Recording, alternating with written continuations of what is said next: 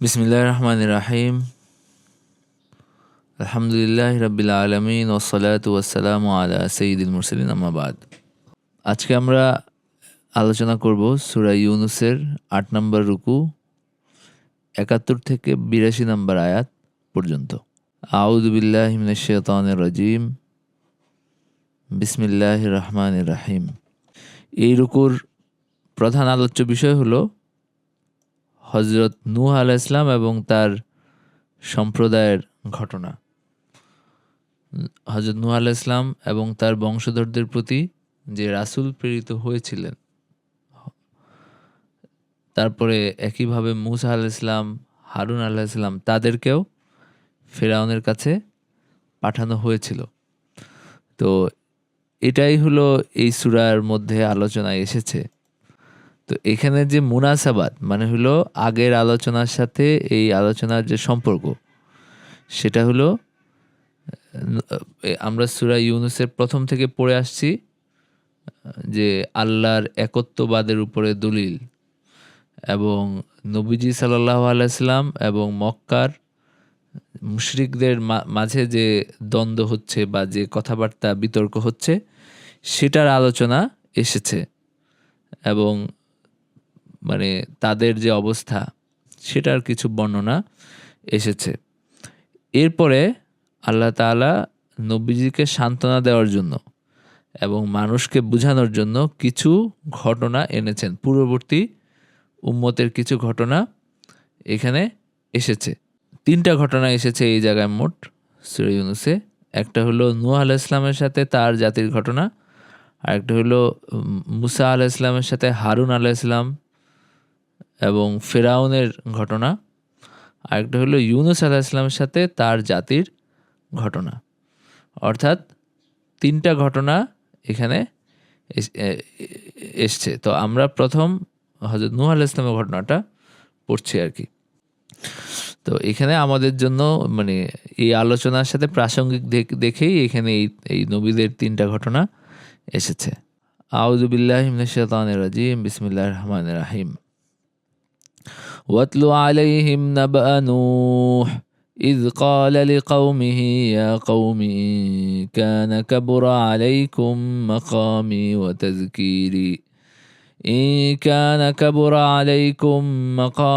وتذكيري بآيات الله فعلى الله توكلت فأجمعوا أمركم وشركاءكم ثم لا يكن أمركم عليكم غمة ثم اقضوا إلي ولا تنظرون। আল্লাহ তাআলা বলেন, ওয়াতলু আলাইহিম নাবা নূহ, তাদেরকে নূহ আলাইহিস সালামের সংবাদ শোনাও, মানে তাদেরকে নূহের সংবাদ পড়ে শোনাও। অর্থাৎ ইকরা ইয়া মুহাম্মদ আলাল মুশরিকিন, মানে নবীজি সাল্লাল্লাহু আলাইহি সাল্লামকে বলা হচ্ছে যে হে মুহাম্মদ সাল্লাল্লাহু আলাইহি সাল্লাম, আপনি মুশরিকদের সামনে, মুশরিকদের কাছে, আহলে মক্কা বা মক্কাবাসীদের কাছে নূহ আলাইহিস সালাম যিনি নবী হিসাবে দুনিয়াতে এসেছিলেন তার ঘটনা আপনি শুনান, এবং তার জাতির সাথে কি ঘটেছিল সেটা আপনি শুনান। إذ قال لقومه يا قوم إن كان كبر عليكم مقامي وتذكيري بآيات الله, অর্থাৎ যখন তিনি তার কওমকে বললেন, إذ قال لقومه يا قوم إن كان كبر عليكم, যদি মানে হে আমার জাতি, যারা মানে নূহ আলাইহিস সালামের উম্মত ছিলেন, অর্থাৎ যারা অবিশ্বাসী ছিলেন, ইন কানা কাবুরা আলাইকুম, যদি তোমাদের উপরে কঠিন হয়, মানে তোমাদের উপর ভারী হয়ে যায়, মাকামি ওয়া তাযকিরি বিআয়াতিল্লাহ, আমার অবস্থান এবং আল্লাহর আয়াতসমূহের ব্যাপারে আমার উপদেশ দান, এটা যদি তোমাদের জন্য ভারী হয়ে যায়, তোমাদের এটা সহ্য করা কষ্ট হয়ে যায়। একটা হলো যে আমার অবস্থান, আমি তোমাদের মধ্যে অবস্থান করছি দীর্ঘদিন ধরে, এবং আমি তোমাদেরকে আল্লাহর আয়াতসমূহের মাধ্যমে আমি তোমাদেরকে সতর্ক করি, এবং তোমাদেরকে আমি কিয়ামতের দিনের ব্যাপারে সাবধান করি, এবং ওয়া আজামতুম আলা কাতলি ওয়া তারদি, এবং তোমরা আমাকে হত্যা করার জন্য বা তাড়িয়ে দেওয়ার জন্য যদি ঐক্যবদ্ধ হয়ে থাকো। তার মানে হলো তাদের সাথে কোনো বিতর্ক, মানে দ্বন্দ্ব, এটার প্রেক্ষাপটেই তিনি এই কথাটা বলছেন। ইন কানা কাবুরা আলাইকুম মাকামি ওয়া তাযকিরি বিআয়াতিল্লাহি ফাআলাল্লাহি তাওয়াক্কালতু, যদি তোমাদের কাছে আমার অবস্থান এবং আমার তোমাদেরকে যে আমি দাওয়াত দিচ্ছি এটা যদি তোমাদের কাছে অসহ্য হয়ে থাকে, তাহলে ফাআলাল্লাহি তাওয়াক্কাল, তাহলে আমি আল্লাহর উপরেই তাওয়াক্কুল করছি, তাহলে আমি আল্লাহর উপরেই ভরসা করছি, এবং তোমাদের এই ষড়যন্ত্র তোমরা যে কি করতেছো এগুলা নিয়ে আমার কোনো পরোয়া নাই, আমি আল্লাহর উপরে ভরসা করছি। তার মানে কোনো একটা ষড়যন্ত্রের কথা তিনি জানতে পারছেন, সেটার প্রেক্ষাপটে এই কথাটা তিনি বলছেন।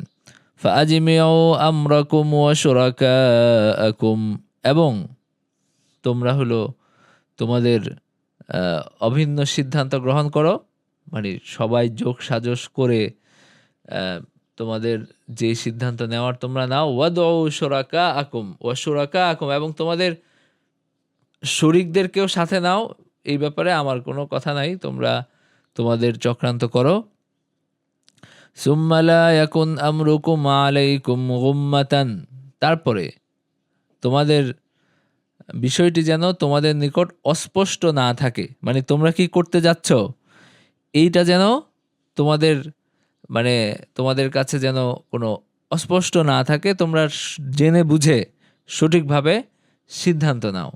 সুম্মা কদু ইলাইয়া ওয়ালা তুনদিরুন, এবং আমার ব্যাপারে তোমরা ফয়সালা করো এবং আমাকে কোনো অবকাশ দিও না, আমাকে কোনো সুযোগ দিও না। আমি তোমাদের কোনো অনুগ্রহ চাই না, তোমাদের পক্ষ থেকে আমি কোনো অনুগ্রহ বা কোনো সুযোগ অবকাশ আমি চাই না, এবং আমাকে যেন তোমরা হলো কোনো এক মুহূর্তেরও তোমরা হলো নিজের থেকে সুযোগ দাও, এটা আমি চাই না। আবু সাউদ বলেন এখানে, আল্লামা আবু সাউদ, যিনি তাফসিরে আবু সাউদের লেখক, তিনি বলেন যে এখানে বোঝানো হয়েছে যে তাদেরকে তিনি কোনো পরোয়া করছেন না, তারা কি করবে না করবে, তারা হত্যার ষড়যন্ত্র করবে না তাড়িয়ে দেওয়ার ষড়যন্ত্র করছে, এই ব্যাপারে তিনি কোনো রকম পরোয়া করছেন না, বরং তিনি আল্লাহর পক্ষ থেকে যে তাকে ওয়াদা দেওয়া হয়েছে তাকে রক্ষা করার, সেই ব্যাপারেই তিনি পরিপূর্ণ ভরসা রাখছেন। এটাই হলো এখানে বোঝানো উদ্দেশ্য। এরপরে নূহ আলাইহিস সালাম আরও বলছেন, فَإِن تَوَلَّيْتُمْ فَمَا سَأَلْتُكُم مِّنْ أَجْرٍ فَإِن تَوَلَّيْتُمْ فَمَا سَأَلْتُكُم مِّنْ أَجْرٍ إِنْ أَجْرِيَ إِلَّا عَلَى اللَّهِ وَأُمِرْتُ أَنْ أَكُونَ مِنَ الْمُسْلِمِينَ, যদি তোমরা বিমুখ হও, যদি তোমরা মুখ ফিরিয়ে নাও, ফামা সাআলতুকুম মিন আজর, আমি তো তোমাদের কাছে কোনো আজর, কোনো প্রতিদান আমি চাই না। ইন আজরিয়া ইল্লা আলাল্লাহ, আমি শুধু আল্লাহর কাছেই প্রতিদান চাই। আমি যে তোমাদেরকে মানে ফাইন তাওয়াল্লাইতুম, তোমরা যদি আমার নসিহত, আমার যে উপদেশ, এটাতে যদি তোমরা বিরক্ত হও, যদি তোমরা বিমুখ হও, আমি তো এটার কোনো প্রতিদান তোমাদের কাছে চাচ্ছি না। মানে আমি এই যে তোমাদেরকে উপদেশ দিচ্ছি, এটার জন্য আমি বলি না যে আমাকে তোমরা মানে প্রতিদান দাও, এটা দাও, ওইটা দাও, এগুলো কিছুই আমি বলি না, বরং তোমরা এটা প্রত্যাখ্যান করছো তোমাদেরই দুর্ভাগ্যের কারণে। এরকম না যে আমার দিক থেকে কোনো কি যেন কোনো রকম ঘাটতি আছে, বরং এটা হলো তোমাদের বিষয়। ইন আজরিয়া ইল্লা আলাল্লাহ, আমার সোয়াব শুধু আল্লাহর কাছে, আমি আল্লাহর কাছ থেকেই সোয়াবের আশা করি, মানে তার রিসালাত আমি নিয়ে আসছি এখানে, তোমাদেরকে আমি যে উপদেশ দিচ্ছি, তোমাদেরকে নানানভাবে বুঝাচ্ছি, এটার প্রতিদান আমি শুধু আল্লাহর কাছেই চাই। ওয়া উমিরতু আন আকুনা মিনাল মুসলিমিন, এবং আমাকে নির্দেশ দেওয়া হয়েছে আমি যেন মুসলিম, মানে মুয়াহিদ বা আল্লাহর প্রতি সমর্পিত থাকি। তো এই দুটো আয়াত থেকে কি শিক্ষা আমরা পাই? একটা হলো মানে দায়ীদেরকে সান্ত্বনা দেওয়ার জন্য, এবং মুসা আলাইহিস সালাম, নূহ আলাইহিস সালামের মতো যে অবস্থা, মানে তিনি তার কওমকে বলছেন যে তোমরা সবাই মিলে সিদ্ধান্ত নাও এবং যা করতে চাও করে ফেলো, আমি আল্লাহর উপর ভরসা করেছি। মানে এখানে আল্লাহর দিনের দাওয়াত দিতে গিয়ে যারা এই ধরনের সমস্যায় পড়বে, মানে নূহ আলাইহিস সালামের মতোই তাদের মনোভাব হওয়া উচিত। নাম্বার 2 হলো তাওয়াক্কুলের ফল হলো সাহস এবং অন্তরের প্রশান্তি, ধৈর্য এবং দৃঢ় সংকল্পের সঙ্গে কষ্ট বহন করার শক্তি। এটা তাওয়াক্কুলের মাধ্যমে পাওয়া যায়। যারা আল্লাহর উপর তাওয়াক্কুল করে তার এরকম মানসিক দৃঢ়তা তাদের মধ্যে আসে। নাম্বার 3 হলো যে আল্লাহর পথে আহ্বানকারী বা যিনি দাওয়াত দেন তিনি দাওয়াতের বিনিময়ে কোনো পারিশ্রমিক গ্রহণ করেন না। অত্যাবশ্যক পরিস্থিতি ছাড়া তিনি সাধারণত নবীরা কখনোই তাদের দাওয়াতের জন্য কোনো পারিশ্রমিক নিতেন না এবং এটাই আদর্শ। নাম্বার 3। নাম্বার 4 হলো সতর্কতা এবং সাবধানবাণী দেওয়ার পরও যারা সত্যকে অস্বীকার করে তাদের পরিণাম কত নিকৃষ্ট তা পরিষ্কারভাবে বর্ণিত হয়েছে। এরপরে আল্লাহ তাআলা বলেন, فكذبوه فنجيناه ومن معه في الفلك وجعلناهم خلائف وأغرقنا الذين كذبوا بآياتنا فانظر كيف كان عاقبة المنذرين فكذبوه فنجيناه। তারপরে তারা তাকে মিথ্যাবাদী বলল, মানে নূহ আলাইহিস সালামকে তার জাতি মিথ্যাবাদী বলল। মানে তারা তাদের সেই কুফরের উপরে অটল থাকলো এবং নূহ আলাইহিস সালামকে মিথ্যাবাদী সাব্যস্ত করার ব্যাপারে তারা অটল থাকলো। তখন আমি তাকে এবং তার সাথে যে মুমিনরা ছিল তাদেরকে আমি নৌকার মাধ্যমে আমি তাদেরকে রক্ষা করলাম। ফানাজ্জাইনাহু ওয়া মান মাআহু ফিল ফুলক। মানে এখানে সংক্ষেপে আসছে, অনেক জায়গায় কিন্তু এই আপনার এই ঝড়ের ঘটনা কিভাবে তুফান হয়েছে এই ঘটনা আরও বিস্তারিত আসছে বিভিন্ন জায়গায়। তো এখানে আল্লাহ তাআলা সংক্ষেপে বলছেন যে ফাকাজ্জাবুহু ফানাজ্জাইনাহু ওয়া মান মাআহু ফিল ফুলক। তারা নূহ আলাইহিস সালামকে মিথ্যাবাদী সাব্যস্ত করলো আর আমি তাদেরকে নূহ এবং তার সঙ্গীদেরকে আমি নৌকায় উঠিয়ে আমি হলো তাদেরকে রক্ষা করলাম। ওয়াজআলনাহুম খালাইফ, এবং যারা তাদের সাথে ছিল তাদেরকে আমি নাজাত দিলাম এবং তাদেরকে আমি স্থলাভিষিক্ত করেছি। ওয়াজআলনাহুম খালাইফ, তাকে নূহ আলাইহিস সালামকে এবং তার সাথে যারা ছিল তাদেরকে আমি জমিনের অধিবাসী বানিয়েছি এবং জমিনের প্রতিনিধি আমি বানিয়েছি। কেন? মানে হলো দুনিয়ায় আর তারা ছাড়া আর কেউ ছিল না। ওয়া আগরাকনাল্লাযীনা কাযযাবু বিআয়াতিনা, এবং যারা আমার আয়াত অস্বীকার করেছিল তাদের সবাইকে আমি ডুবিয়ে দিয়েছি। ওয়া আগরাকনাল্লাযীনা কাযযাবু বিআয়াতিনা, এবং যারা আমার মানে আয়াত অস্বীকার করেছিল আমি বন্যার মাধ্যমে, বানের মাধ্যমে, তুফানের মাধ্যমে আমি সবাইকে ডুবিয়ে দিয়েছি। ফানদুর কাইফা কানা আকিবাতুল মুনজারিন, সুতরাং দেখো যে একটা সতর্ক করা কওমের পরিণতি কেমন হয়। মানে যাদেরকে সতর্ক করা হয়েছে তাদের পরিণতি কেমন হয়। পাপ তো অনেকেই করে, কুফরের উপর অনেকেই থাকে, কিন্তু আল্লাহর শাস্তিটা কখন আসে? যখন সতর্ক করার পরে, আল্লাহর পক্ষ থেকে নবী রাসূল আসার পরে যখন তারা সেখানে কর্ণপাত করে না, তারা নিজেদের কুফরের উপরে অটল থাকে। আল্লাহ তাআলা বলছেন ফানদুর কাইফা কানা আকিবাতুল মুনজারিন, সতর্ক করা হয়েছে এমন কওমের পরিণতি কেমন হয় এটা দেখো। এখানে উদ্দেশ্য হলো যে মক্কার কাফেরদেরকে এবং অন্যান্য যত কাফের আছে তাদেরকে সতর্ক করা এবং দ্বীনের দায়ী, নবীজি সহ অন্য দ্বীনের দায়ীদেরকে সান্ত্বনা দেওয়া। সুম্মা বা'আসনা মিন বা'দিহি রুসুলান ইলা কওমিহিম ফাজাউহুম বিল বাইয়িনাতি ফামা কানু লিয়ুমিনু বিমা কাযযাবু বিহি মিন ক্বাবল কাযালিকা নাতবাউ আলা কুলুবিল মুতাদিন। সুম্মা বা'আসনা মিন বা'দিহি রুসুলান ইলা কওমিহিম, তারপরে আরও রাসূল প্রেরণ করলাম। আমি অনেক রাসূলকে তাদের কওমের নিকট পাঠিয়েছি।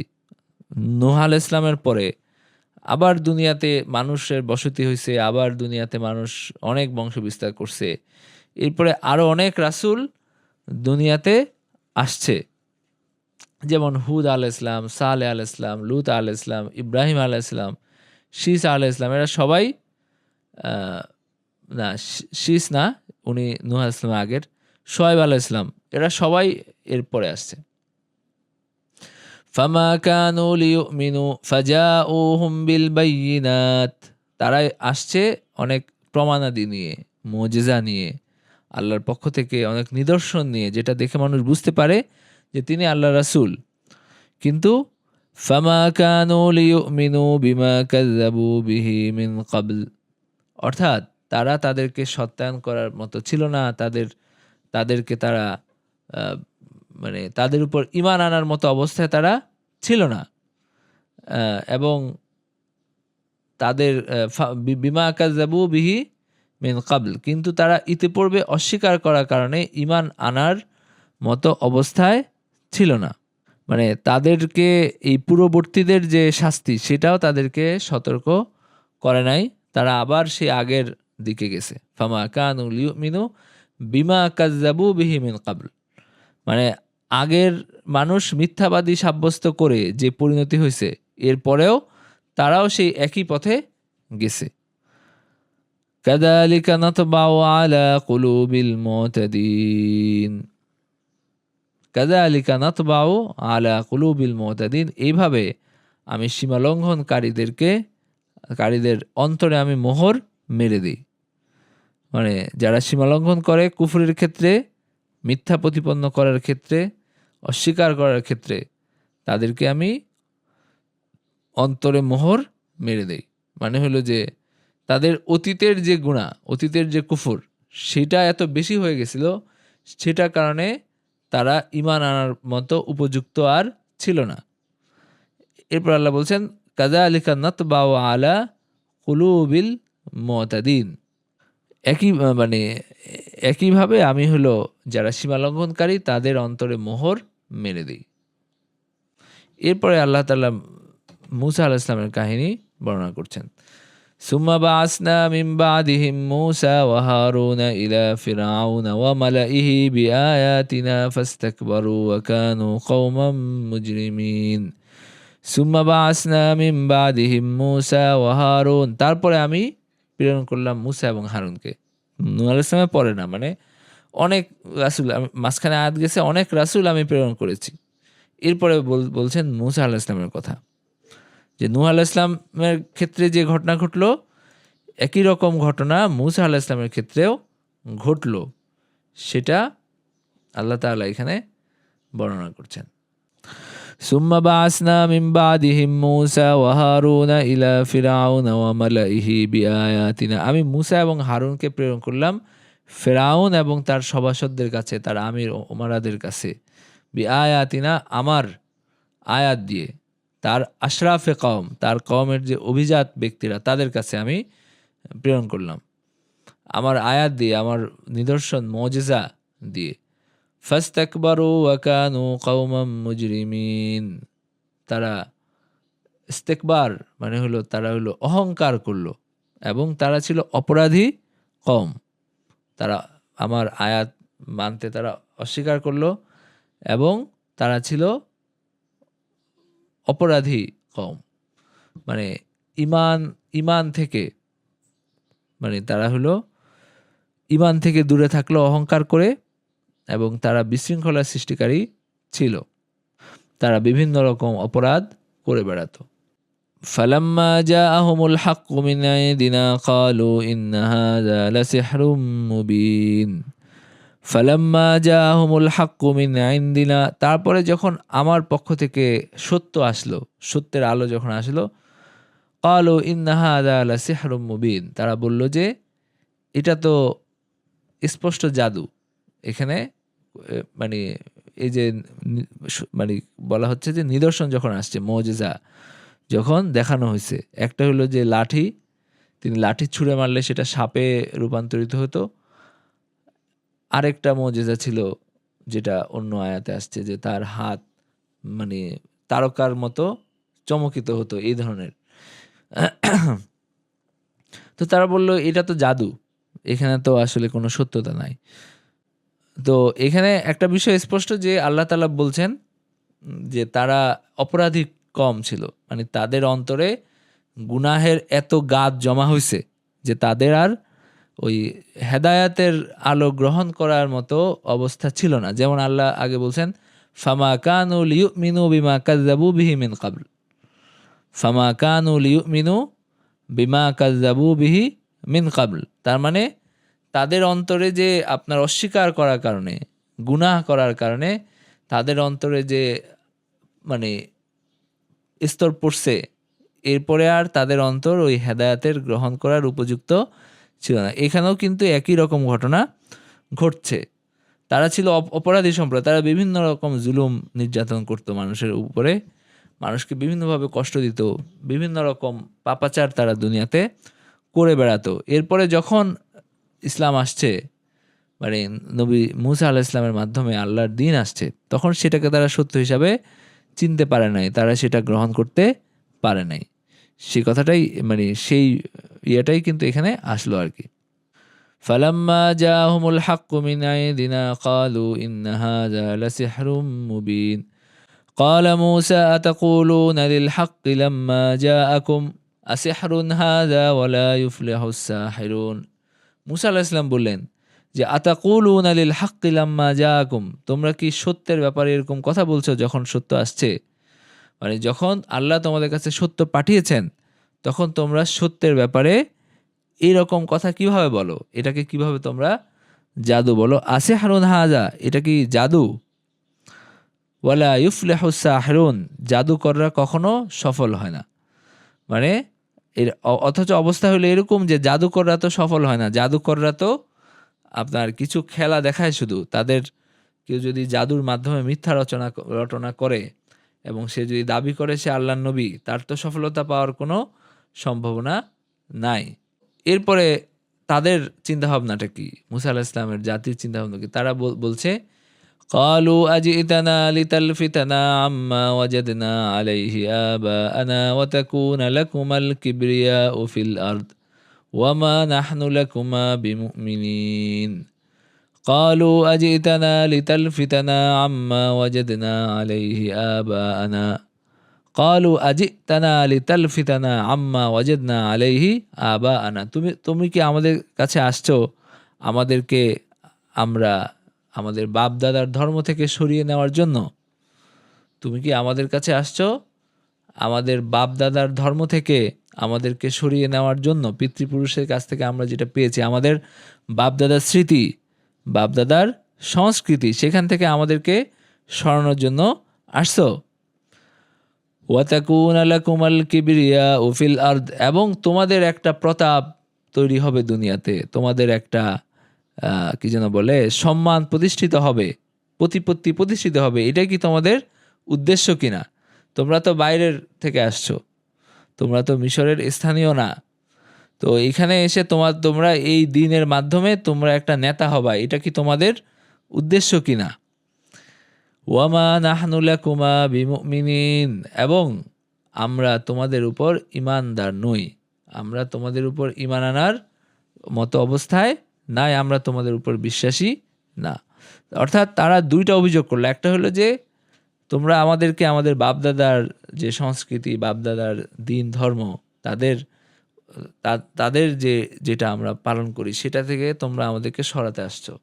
আরেকটা হলো যে তোমরা নিজেরা নেতা হওয়ার জন্য আসছো। ওয়ামা নাহনু লাকুমা বিমুমিনিন, এবং আমরা তোমাদেরকে বিশ্বাস করি না। এটা হলো আর কি তাদের কথা। তো এই আয়াতগুলো থেকে আমরা আসলে কি শিক্ষা এবং নির্দেশনা পাই? একটা হলো মানুষের ব্যাপারে আল্লাহর স্থায়ী নিয়ম হলো অতিমাত্রায় অন্যায়, পাপ ও ফাসাদের মধ্যে ডুবে গেলে হৃদয়ে মোহর লাগানো হয়, ফলে বান্দা ঈমান এবং হেদায়েত থেকে বঞ্চিত হয়। অতিমাত্রায় পাপ যারা করে, অতিমাত্রায় জুলুম যারা করে, অতিমাত্রায় কুফরি যারা করে, তাদের অন্তরে মানে মোহর পড়ে যায়, তখন আর তাদের তওবার তৌফিক হয় না, তাদের তখন আর ঈমানের তৌফিক হয় না। মুসলমান হইলেও যারা এখন অমুসলিমের মতো হয়ে গেছে, যারা তাদের একটা আলাদা ধর্মই আসলে পালন করে, বাপদাদার ধর্ম, বাপদাদাকে যেটাভাবে দেখছে সেটাই তারা পালন করে। আমাদের দেশেও বহু মানুষ এরকম আছে। তো তারা আসলে বাপ-দাদার ধর্ম পালন করে। বাপ-দাদারা দেখছে হলো যেভাবে চলছে, যেভাবে ছিল সেভাবেই তারা আছে এবং এটা থেকে তো কোনো নড়াচড়া করতে তারা চায় না।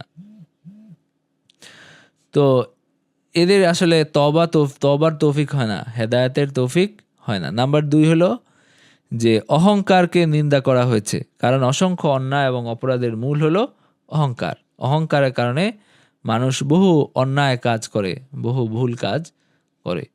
নাম্বার 3 হলো এই সত্য প্রতিষ্ঠিত হয়েছে যে জাদুকর কখনোই সফল হয় না। সে তার কাঙ্ক্ষিত লক্ষ্য অর্জন করতে পারে না এবং ভয়ঙ্কর পরিণতি থেকেও রক্ষা পায় না। মানে জাদু দিয়ে আসলে কেউ কখনো সফল হয় না। নাম্বার 4 হলো মিথ্যা অবাদ দেওয়া। এটা বাতিল এবং ফাসাদে লিপ্ত লোকজনের স্বভাব। মিথ্যা অবাদ দেওয়াটা কোনো ভালো স্বভাব না। এরপরে যখন মুসা আলাইহিস সালামের এই কথোপকথন মানে হলো তাদের মানে তিনি দাওয়াত নিয়ে আসলেন, তারা অস্বীকার করলো, তিনি নিদর্শন দেখালেন, তারা বলল জাদু। এরপরে একটা এমন পরিস্থিতি আসলো, তখন ফেরাউন সিদ্ধান্ত নিল যে জাদুকরদের সাথে মুসা আলাইহিস সালামের একটা কি যেন বলে একটা দ্বন্দ্ব, মুখোমুখি একটা সংঘর্ষ সে করবে। তো ফেরাউন বলল ইতুনি বিকুল্লি সাহিরিন আলিম ওয়াকাল ফিরআউন উতুনি বিকুল্লি সাহিরিন আলিম। ফেরাউন বলল যে তোমরা প্রত্যেক বিজ্ঞ জাদুকরকে আমার কাছে নিয়ে আসো। মানে ভালো অভিজ্ঞ এবং জাদুকর যারা আছে আমার ইয়াতে, তখন জাদুর একটা প্রবল প্রতিপত্তি ছিল মুসা আলাইহিস সালামের যুগে এবং এই কারণেই আল্লাহ তাকে নিদর্শন দিয়ে প্রেরণ করছেন, যেটা কিছুটা জাদুর সাথে সাদৃশ্য আছে। তো ফেরাউন বলল যে তোমরা জাদুকরদের নিয়ে আসো। ফালাম্মা জা সাহারাতু ক্বালা লাহুম মূসা আলকু মা আনতুম মুলকুন। এই ঘটনা অন্য জায়গায় বিস্তারিত আসছে কোরআনের অন্যান্য জায়গায়, যে সে প্রত্যেকটা এলাকায় ঘোষণা দেওয়া এলো। তারপরে সবাই দলে দলে ফেরাউনের কাছে আসলো এবং ফেরাউন তাদেরকে প্রতিশ্রুতি দিল যে তোমরা জাদু মানে তোমরা হলো মুসাকে হারাইলে আমার নৈকট্য পাবা, পুরস্কার তো পাবাই, মানে তোমরা হবা আমার নিকট ভাজন এবং তোমাদেরকে আমি বিশেষভাবে সম্মানিত করবো। এভাবে নানানভাবে তাদেরকে উৎসাহ দিল। এরপরে তারা হলো মানে একদিন বিশাল এক সমাবেশ করে, মানুষ জড়ো করে তারা হলো এই প্রতিযোগিতায় নামলো। ফালাম্মা জা আস-সাহারাতু ক্বালা লাহুম মূসা আলকু মা আনতুম মুলকুন। তারপরে যখন জাদুকররা এলো, যখন এই প্রতিযোগিতার আয়োজন হলো বিশাল মাঠে, তারা হলো দুই পক্ষ যখন দাঁড়াইলো, তখন মুসা আলাইহিস সালাম বললেন আলকু মা আনতুম মুলকুন, তোমরা কি দেখানোর দেখাও, কি ফেলার তোমরা ফেলো, যে হলো তোমাদের যে রশি যে লাঠি যেগুলো আছে, যেগুলোকে তোমরা সাপ তারপরে বিচ্ছু এগুলো বানাও, এটা তোমরা ফেলো, দেখি কি হয়। ফালাম্মা আলকাউ ক্বালা মূসা মা জিতুম বিহিস সিহর ইন্নাল্লাহা সায়ুবতিলুহু ইন্নাল্লাহা লা ইউসলিহু আমালাল মুফসিদিন। তারপর যখন তাদের রশি এবং লাঠি তারা ফেললো, তারপরে মূসা আলাইহিস সালাম বললেন তোমরা যা আনলে তা হলো জাদু, ইন্নাল্লাহা সায়ুবতিলুহু। ফালাম্মা আলকাউ ক্বালা মূসা মা জিতুম বিহিস সিহর। যখন তারা হলো এই লাঠি রশি তারা ফেললো, মূসা আলাইহিস সালাম বললেন তোমরা যেটা নিয়ে আসছো এটা হলো আসলে জাদু, এটা কোনো মুজিজা না। তো যেইটার অপবাদ তোমরা আমাকে দিয়েছো যে আমি জাদু নিয়ে আসছি, মূলত তোমরা হলো জাদু নিয়ে আসছো। ইন্নাল্লাহা সায়ুবতিলু, নিশ্চয়ই আল্লাহ তা বাতিল করে দিবেন, নিশ্চয়ই আল্লাহ এটা বাতিল করে দিবেন, অর্থাৎ এটাকে আল্লাহ ধ্বংস করে দিবেন। ইন্নাল্লাহা লা ইউসলিহু আমালাল মুফসিদিন, এবং আল্লাহ ফাসাদকারীদের আমল পরিশুদ্ধ করেন না। যারা বিশৃঙ্খলা সৃষ্টি করতে চায়, যারা জমিনে ফাসাদ সৃষ্টি করতে চায়, তাদের আমল আল্লাহ তাআলা পরিশুদ্ধ করেন না, তারা তাদের অবস্থায় থাকে। অর্থাৎ ইন্নাল্লাহা সায়ুবতিলু মানে কি, মানে হলো আল্লাহ এটা ধ্বংস করে দিবেন এবং এটার যে আসলে শক্তি নাই এটা মানুষের সামনে স্পষ্ট হবে। তো সেটা কিভাবে হয়েছে, যে মুসা আলাইহিস সালাম এরপরে নিজের লাঠি নিক্ষেপ করছেন, এরপরে দেখা গেছে যে সেই লাঠি সেই লাঠির যে বিশাল একটা সাপ তৈরি হয়েছে, সেই সাপ মানে তাদের সবাইকে করে ফেলছে। ওই তাদের যে যত রশি লাঠি ছিল সব কিছু খেয়ে ফেলছে। সব কিছু খেয়ে ফেলার পরে মুসা আলাহিসাল্লাম ইসলাম যখন আবার সেই লাঠি ধরে ফেলছেন, তখন সেটা মানে সব কিছু নাই, সব কিছু গায়েব। হ্যাঁ, তো জাদু আসলে কেমন হয়? জাদু হলো মানে ম্যাজিক, যেটা একটা তো হলো যে আপনার ব্ল্যাক ম্যাজিক, যেটাকে আমরা আপনার হলো কুফুরি কালাম বলি, সেটা তো একরকম আছে, সেটা তো শয়তানি শক্তির সাহায্য নিয়ে সেটা করা হয়। আরেকটা হলো যেটা তো হাত সাফাই বা চোখের ধান্দা, যেটা হলো একটা চোখে একটা কিছু দেখানোর মতো পরিস্থিতি, মানে একটা একটা কিছু রকম করা হয়। তো সেটা হলো কিছুক্ষণের জন্য, সেটা হলো একটা কিছু দেখাইতে পারে, কিন্তু এটা কোনো বড় কিছু করতে পারে না। কিন্তু যখন মুসা আলাহিসাল্লামের ইসলামের সাপ গিয়ে তাদের সব কিছু খেয়ে ফেলছে, তারা তখন বুঝতে পারছে যে এটা তো আসলে জাদু না, কারণ জাদু এরকম হয় না। জাদু যেটা হয় সেটা একটা সীমার মধ্যে থাকে, কিন্তু মুসা আলাহিসাল্লামকে ইসলামকে আল্লাহ যেটা দিয়েছেন সেটা তো কোনো জাদু না, সেটা হলো আল্লাহর পক্ষ থেকে বিশেষ মুআজিজা। এবং এই সাপ, তার লাঠিটা আসলেই সাপে রূপান্তরিত হইতো। তো এরপরে তিনি আরও বললেন, ওয়ায়ুহিকুল্লাহুল হাক্কা বিকালিমাতিহি ওয়ালাউ কারিহাল মুজরিমুন, এবং আল্লাহ তার বাণীসমূহের মাধ্যমে সত্যকে প্রতিষ্ঠিত করেন যদিও অপরাধীরা অপছন্দ করে। মানে আল্লাহ তার বাণীর মাধ্যমে তিনি সত্যকে মানে প্রতিষ্ঠিত করেন যদিও কাফেররা এটাকে অপছন্দ করে। তো এরপরে মুসা আলাইহিস সালাম আরও ঘটনা সামনের রুকুতে আসবে। মুসা আলাইহিস সালাম এর পরের কিছু ঘটনা সামনের রুকুতে আসবে। তারপরে যেটা হলো যে জাদুকরদের মধ্যে একটা দল, মানে জাদুকরদের তারা যখন বুঝতে পারলো যে এটা আসলে মুজিজা, তখন তারা ইসলাম গ্রহণ করলো। তো ইসলাম গ্রহণ করার পরে ফিরআউন তাদেরকে শাস্তির হুমকি দিল যে আমি তোমাদেরকে এই বিপরীত দিক থেকে হাত পা কেটে ফেলবো, এই ধরনের। তো এরপরেও তারা ঈমানের উপর অটল থাকলো এবং ফিরআউন সম্ভবত তাদেরকে হত্যা করলো শেষ পর্যন্ত। এরপরে এই নিদর্শন দেখার পরেও ফিরআউনের এখান থেকে অল্প কিছু মানুষই ঈমান আনছে। এরপরে আরও অনেক ঘটনা প্রবাহের মধ্য দিয়ে একসময় তারা হলো ডুবে মরছে। এটা আরও অনেক পরের ঘটনা। আচ্ছা, তো এই আয়াতগুলো থেকে আমরা কি শিক্ষা নির্দেশনা পাই? একটা হলো যে জাদুর কিছু পদ্ধতি আছে যেগুলো শেখা যায়, এই বিষয়ে কিছু মানুষ জ্ঞানও রাখে, কিন্তু জাদু শেখা হারাম এবং তা প্রয়োগ করাও হারাম। নাম্বার 1। নাম্বার 2 হলো জাদুকরের শাস্তি হলো মৃত্যুদণ্ড, কারণ সে পৃথিবীতে অশান্তি এবং বিপর্যয় সৃষ্টি করে। জাদুকর, বিশেষ করে যারা কুফরি কালাম করে, তাদের শাস্তি হলো মৃত্যুদণ্ড। আবার যারা ম্যাজিশিয়ান, মানে যারা হলো হাত সাফাই করে, আবার তাদের শাস্তি মৃত্যুদণ্ড না। তো এখানে যেটা বলা হচ্ছে এটা হলো আয়সারুত তাফাসিল জাযাইরি, উনি এই উপদেশগুলো বা এই শিক্ষা নির্দেশনাগুলো উনি একত্রিত করছেন। তো এখানে উনি বলছেন যে জাদুকরের শাস্তি হলো মৃত্যুদণ্ড। তো জাদুকরের শাস্তি কোন জাদুকরের শাস্তি? মানে যারা কুফরি কালাম করে, যারা শয়তানি শক্তির সাহায্য নেয় এবং মানুষের নানা রকম ক্ষতি করে। মানুষের মধ্যে আপনারা দেখবেন যে এখন অনেক মানুষ মারাও যায় এসব ইয়েতে, তাবিজ তোমার যারা করে, এই কুফরি কালাম করে মানুষের ক্ষতি করে, এদের শাস্তি হলো মৃত্যুদণ্ড।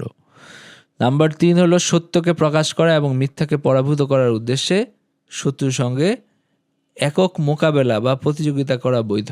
মানে হলো এই যে মুনাজারা, তারপরে হলো আপনার এইভাবে দ্বন্দ্ব, এটা বৈধ, যেমন মুসা আলাইহিস সালাম এবং তার জাদুকররা করছেন।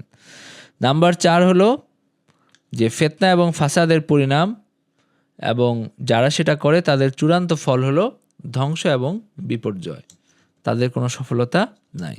নাম্বার 5 হলো যখনই সত্য মিথ্যার মোকাবেলা করে তখন মিথ্যা পরাজিত হয় এবং সত্য বিজয় লাভ করে আল্লাহর হুকুম এবং তার প্রতিশ্রুতি অনুযায়ী। সত্য এবং মিথ্যার দ্বন্দ্বে সত্য বিজয়ী হয়। তো সত্য বিজয়ী কেমনে হয়? মানে সবসময় শক্তি দিয়ে হয় না, সবসময় যে আপনার সত্যের ক্ষমতা প্রতিষ্ঠিত হবে এরকম না, তবে সত্য মানুষের সামনে স্পষ্ট হয়। লিউজ হিরার দিন, আল্লাহর দিনকে সব দিনের উপরে প্রতিষ্ঠিত করার জন্য, আলা দ্বীন কুল্লি। অনেকে এখান থেকে মনে করেন যে মানে ইসলাম আজীবন সবসময় বিজয়ী থাকবে। আসলে এটার মানে এটাও আছে, বিজয়ী থাকবে বলতে আপনার রাজনৈতিক ক্ষমতা, রাজনৈতিক শক্তিমত্তা, এটা একটা বিষয় আছে। তবে বেশি গুরুত্বপূর্ণ যেটা, সেটা হলো যে যুক্তির দিক থেকে, আপনার হলো গ্রহণযোগ্যতার দিক থেকে, মানুষের সামনে আপনার হলো যুক্তি প্রমাণের দিক থেকে এটা উপরে থাকবে। এটা অন্য দিনের চেয়ে বেশি, যেমন এখনও দেখবেন যে সারা দুনিয়ায় ইসলাম গ্রহণের হার সবচেয়ে বেশি। দুনিয়াতে তো আরও অনেক ধর্ম আছে, খ্রিস্টান ধর্ম আছে, ইহুদি ধর্ম আছে, তারপরে ভারতে আছে অন্তত 300টা ধর্ম, মানে বহু ধর্ম আছে ভারতে। আপনারা ভারতের শুধু ধর্মগুলো নিয়ে আলাদা একটা বই লেখা যায়, এত বেশি ধর্ম আছে। তো এই যে ইসলামের আপনার গ্রহণ করার হার সবচেয়ে বেশি, এটার কারণটা কি? এটার কারণটা হলো যে অন্যান্য ধর্মের তুলনায় এই ধর্মের আপনার হলো যুক্তি প্রমাণ এবং যৌক্তিকতা বেশি। লিউযহিরাদ্দীন আলাদ্দীন কুল্লি, আল্লাহ যেটা বলছেন ওয়ালাউ কারিহাল কাফিরুন, যে হুয়াল্লাযী আরসালা রাসূলাহু বিল হুদা ওয়া দীনিল হক লিইয়ুযহিরাহু আলাদ্দীন কুল্লি ওয়ালাউ কারিহাল মুশরিকুন। তিনি তার রাসূলকে প্রেরণ করছেন। প্রথম আল্লাহ বলছেন যে ইউরিদুনা লিইউতফিউ নূরাল্লাহি বিআফওয়াহিহিম ওয়াল্লাহু মুতিম্মু নূরিহি ওয়ালাউ কারিহাল কাফিরুন। তারা আল্লাহর যে দ্বীনের যে আলো, এটাকে তারা ফুৎকারে তারা নিভিয়ে দিতে চায়। বিআফওয়াহিহিম ওয়াল্লাহু মুতিম্মু নূরিহি, আল্লাহ এটাকে পরিপূর্ণ করবেন, এটা হলো আল্লাহর ইচ্ছা। ওয়াল্লাহু মুতিম্মু নূরিহি ওয়ালাউ কারিহাল কাফিরুন, যদিও কাফেররা মানে অপছন্দ করে। এরপর আল্লাহ তাআলা বলছেন হুয়াল্লাযী আরসালা রাসূলাহু বিল হুদা ওয়া দীনিল হক, তিনি তার রাসূলকে প্রেরণ করছেন হেদায়াত দিয়ে এবং সত্য দ্বীন দিয়ে, লিইয়ুযহিরাহু আলাদ্দীন কুল্লি, সব দ্বীনের উপর বিজয়ী করার জন্য। যেমন এখানে আছে লিইয়ুযহিরাহু আলাদ্দীন কুল্লি, প্রত্যেকটা জীবন দর্শন, প্রত্যেকটা আপনার হলো মতাদর্শের উপরে এটা বিজয়ী থাকবে।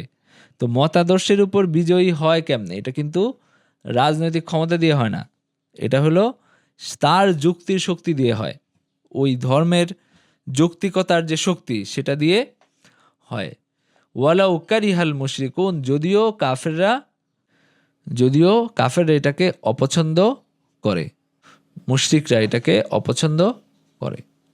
তো সেটা এখনও আছে, যদিও এখন দুনিয়ায় ইসলাম রাজনৈতিকভাবে শক্তিশালী না, রাজনৈতিকভাবে তো মুসলমানরা দুর্বল, কিন্তু ইসলাম কিন্তু বিজয়ী। কারণ ওই যে বললাম যে আপনারা ওই হারটা দেখলেই বোঝা যায় এটা তো কোনো মিথ্যা ডাটা না, যে আপনার সারা পৃথিবীতে কত মানুষ ইসলাম গ্রহণ করছে আর কত মানুষ খ্রিস্টান হচ্ছে প্রতি বছর, এটা দেখলেই বোঝা যায়। তো যাই হোক, এখানে হলো আল্লাহ তাআলা বলছেন যে যখন আল্লাহ তাআলা সত্যকে প্রতিষ্ঠিত করেন এবং মিথ্যা পরাজিত হয় এবং সত্য বিজয় লাভ করে। তো ঠিক আছে, আমরা ক্লাস শেষ করে দিই। ওয়া আখিরু দাওয়ানা আলহামদুলিল্লাহি রাব্বিল আলামিন।